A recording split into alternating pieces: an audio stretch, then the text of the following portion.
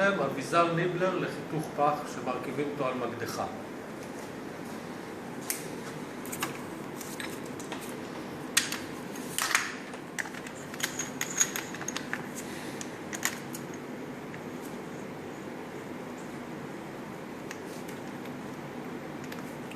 יש לו שני ראשי חיתוך שאפשר לקבוע את עובי הפח ואת זווית החיתוך, את קוטר החיתוך.